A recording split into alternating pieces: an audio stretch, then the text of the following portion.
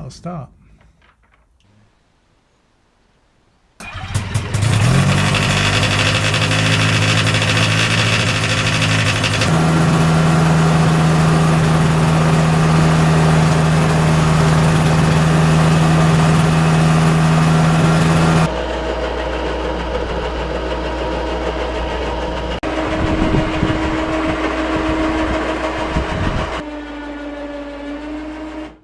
Okay.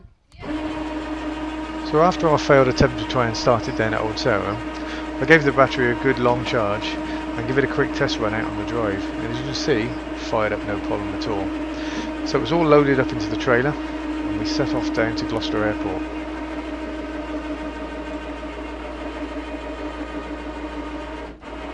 Alright.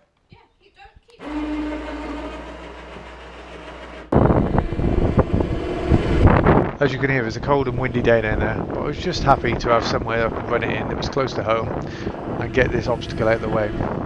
So big thanks to John Salisbury and Tom Hay for sorting it out for me. Great stuff.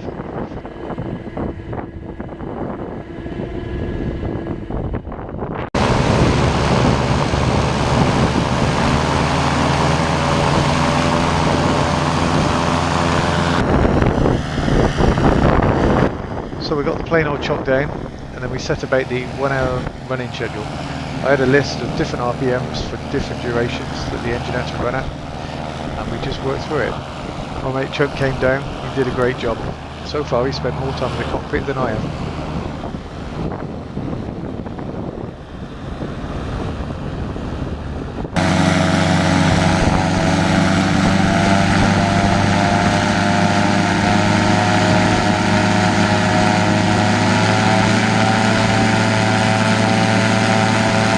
You eventually build up until you've got the engine running at a max static RPM of over 6,000 RPM for about 3 minutes. It's quite exciting. And it all went without a hitch. The only thing to fall off the engine was the engine serial number plate. So as you can see, the running in went pretty well. A couple of snags. I've got an EGT sender that's not working, so it could be the sender or it could be the gauge, so I've got to investigate that.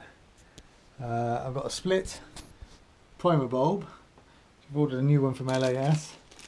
However, they've sent me this dinky one, so I'm trying to work out whether I want to fit that or not.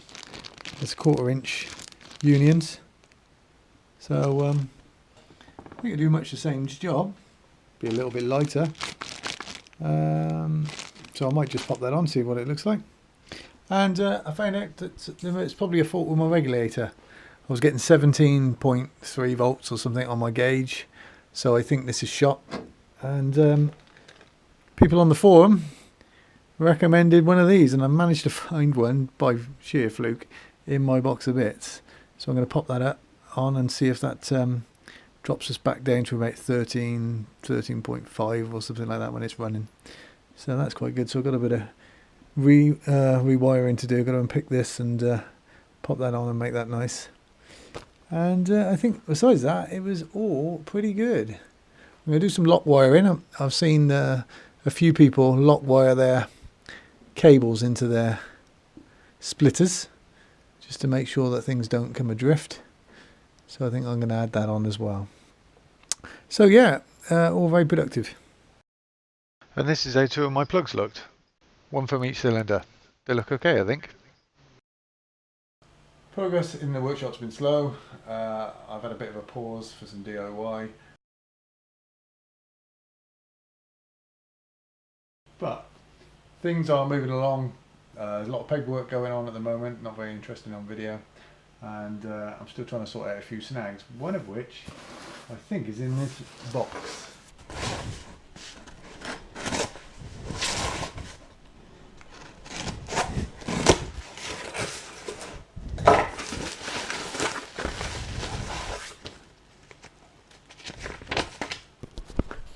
Yep, it's from Lynx Avionics.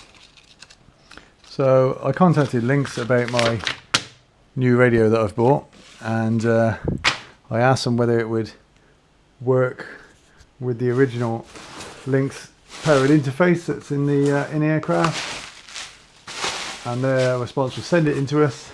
We sent everything off to them, and they said they would have a look. They gave me a call and they went, where did you get this interface from?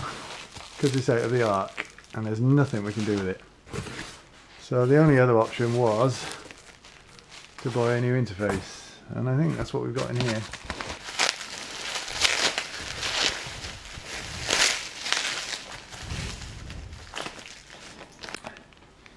So that looks like the nice new shiny box of tricks. Doesn't look a lot different to the old one, to be honest. And there's the old box of tricks. So to the layman, which I am, from the outside, there doesn't look a lot of difference.